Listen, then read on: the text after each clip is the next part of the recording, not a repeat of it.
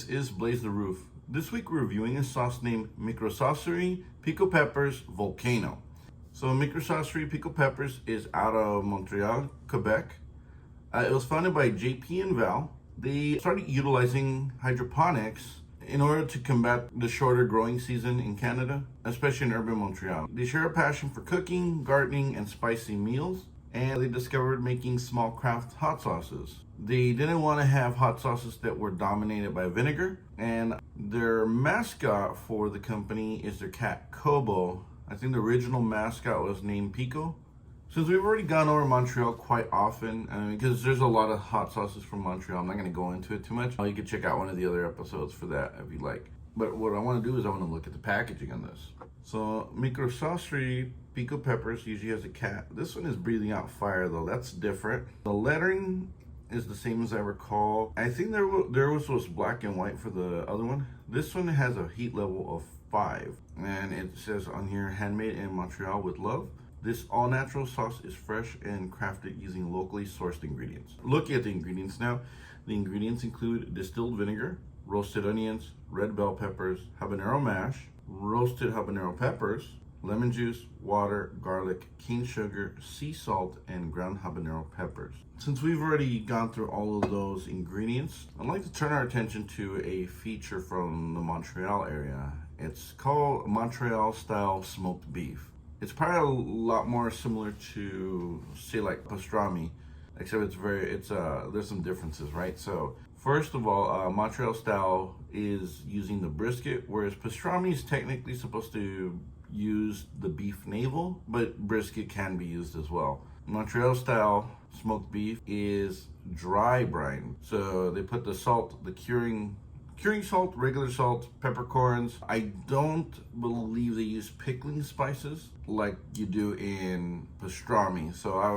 I've made my own corned beef before. You put the curing salt, regular salt, the whatever spices, and pickling spices as well. Being that it's dry brine, I don't believe you would use that, but once you've brined it for about 7 to 10 days, you bring it out of the fridge. You still keep it in the fridge even though it's dry brine. You gotta keep it fresh, right? And from there, they soak it in water to get all the salt and all that out of it. And then before smoking it, you put a rub like you would on a regular brisket. You smoke it up until the internal temperature reaches 165. Then you put it in your oven with a water pan. That way it doesn't dry out. And you do that until it hits 205. And then you slice it like you would any other thing. So the real big difference between pastrami and this Montreal style is that it is a dry brine. It's rather versatile. I mean, people use it in pizza, poutine, as a replacement for pastrami in a Reuben sandwich, breakfast hash, you name it. Like, people use it. So I might even try my hand at this. So before we get any further, let's hear a word from our sponsors.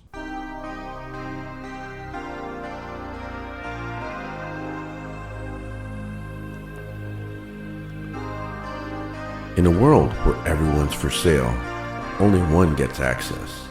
Welcome to eBay, an exclusive content auction where access isn't bought, it's earned. Your fan base doesn't follow you, they compete for you. One profile, one highest bidder, one-on-one content for one day, or one unforgettable week, and there can be only one. No subscriptions, no handouts. Just solo winner's circle. eBay. Are you worthy?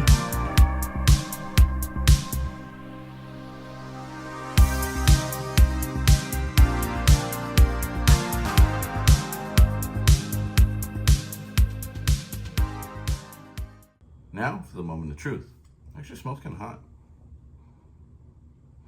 You can smell the pepper. You can also smell the vinegar. I'd love to say that I could smell the roasted peppers, but I'm not really quite sure. What I'm gonna be looking for is see if I can get a little bit of the roasted pepper flavor. So it has sugar in it, so I'm pretty sure that might be just to offset some of the acidity. It is very fluid, not a particularly thick sauce. It's a reddish orange, and it clocks in at 76,000. So it should be a middleweight. You know, it should have a good burn to it, but shouldn't be that bad. And I'd be disappointed in myself if habanero could do that to me. All right, here we go. Cheers. Okay, very fruit-forward flavor. I mean, you could taste the peppers. You can definitely taste the roasted pepper in this as well, which I think adds a nice element. A little smokiness in here. I do not taste sugar, so the sugar is just to offset some of the acidity. And yeah, the vinegar wasn't very overbearing. It let the fruit of the pepper feature. It did have a little bit of a burn at the end. That's probably from the pepper powder. So this is definitely middleweight. I would say because of the slight roasted nature to this. I don't think it limits it, to be honest with you. I could honestly probably put this on anything. I mean, it would honestly be very good on breakfast. Great on tacos. You could probably put it on anything. Not sure if it would go good on Montreal-style smoked beef, but maybe if you made the right sandwich, right? But it is a very flavorful sauce. Like I said, the pepper comes through. The smokiness of the roasted pepper definitely comes through. And it's neutral enough where you could honestly put it on almost anything. I just wouldn't necessarily put it on like, I mean, your typical like, you know, chicken dishes, goat. We were talking about goat dishes yesterday, so that's in my head. You know, you're getting the flavor of the pepper and heat. So it's not like introducing a lot of other stuff in there. Would I own this? I mean, it's a good habanero sauce. I'm just, not that they're a dime a dozen, but they're actually pretty common. I am definitely going to use the rest of this. But this is very good. I'll definitely use this one. I might add it to my regular rotation. I'm not necessarily married to any habanero sauces right now. So next week I'll be reviewing the Heatness number 9. That's the 9th anniversary sauce made by Adobo Loco. Should be the Halloween special or the one that I released on Halloween. So I don't know if I'm gonna do anything spooky for that. Just show my face, you know. Until then, I'm Henry, and remember, spice up your life. Take care.